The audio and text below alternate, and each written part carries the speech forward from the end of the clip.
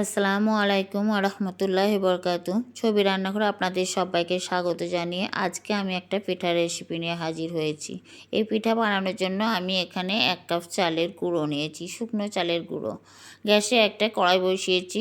1 cup চালের জন্য ওই কাপ মেপে 2 কাপ জল দিয়েছি। আমি জল ওই কাপ মেপেই নিতে হবে। দিব পরিমাণ মতো লবণ। ঢাকা দিয়ে জলটা ফুটতে দেব। জলটা ফুটে গেছে। এখন আমি চালের গুঁড়োটা জলের মধ্যে দিয়ে দেব। অনবরত নাড়তে থাকব। এইভাবে অনবরত নাড়ব, নেড়ে একটা ডো বানিয়ে নেব। আর এই সময় গ্যাসের ফ্লেমটা মিডিয়াম টু লো ফ্লেমে রাখতে হবে। আমার চ্যানেলে যদি প্রথমে এসে থাকেন বন্ধুরা, তাহলে আপনাদের কাছে অনুরোধ আমার চ্যানেলটিকে সাবস্ক্রাইব করে ভিডিওটিতে লাইক দিয়ে পুরো ভিডিওটা দেখতে থাকুন। পুরনো বন্ধুদের অনেক অনেক ধন্যবাদ আমার সাথে থাকার জন্য। কত সুন্দর একটা ডো বানানো হয়ে গেছে।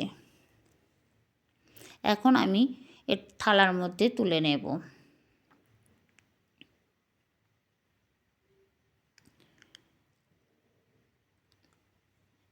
হালকা ঠান্ডা হতে দেব। পুরোপুরি ঠান্ডা হলে শক্ত হয়ে যাবে। আমি হালকা ঠান্ডা হয়েছে, এখন আমি হাতে তালুর সাহায্যে একটু ম্যাশ করে নেব। এখনও গরম আছে। এইভাবে ম্যাশ করে আমি এটা ঢাকা দিয়ে ঠান্ডা হতে দেব।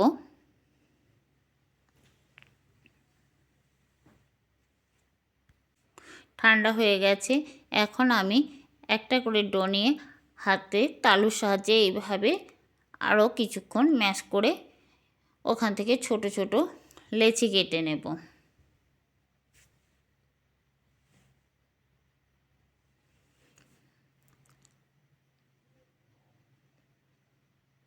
খুব সহজে এই পিঠাটা বানানো যায়।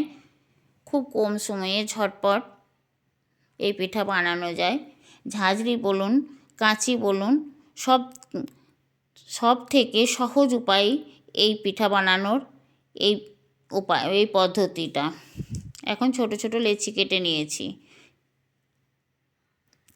একটা কাঠের রুটি বেলা পিঠের উপরে আমি একটা করে গুটি নিয়ে এইভাবে হাতের তালুর সাহায্যে লম্বা লম্বা করে নেব। একবার এইভাবে এই পিঠাটা বানিয়ে দেখবেন, সব থেকে সহজ পদ্ধতিতে এই পিঠাটা বানানো যায়।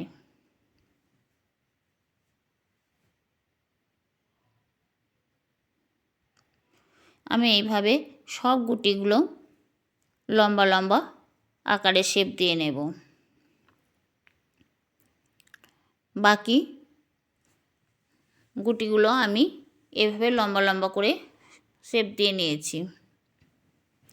এখন একটা নিয়ে হাতে অল্প করে কেটে তালুর মাঝখানে রেখে এইভাবে বানিয়ে নেব। এটা খুব তাড়াতাড়ি বানানো যায়। আমি আস্তে আস্তে বানিয়ে আপনাদেরকে দেখাচ্ছি, তার জন্য আস্তে আস্তেই বানাচ্ছি।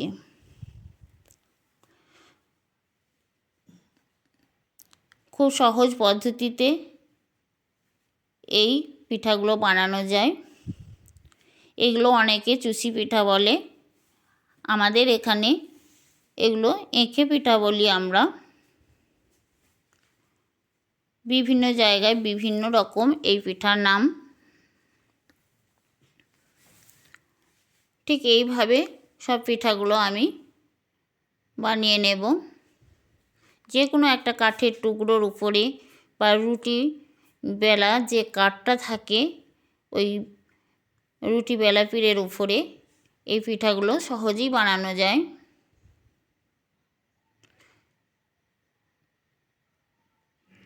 একভাবে এক সাইজই বানানো যায়। এটাতে কোনো মাপের ব্যাপার থাকে না। এটা আমি আস্তে আস্তে বানিয়ে দেখাচ্ছি, কিন্তু এটা খুব স্পিডে বানাতে পারি। এই খেজুর গুড়ের সিজনে প্রত্যেক বছরই এই পিঠাটা আমাদের বাড়িতে বানানো হয়। একবার এই সহজ পদ্ধতিতে বানিয়ে দেখবেন।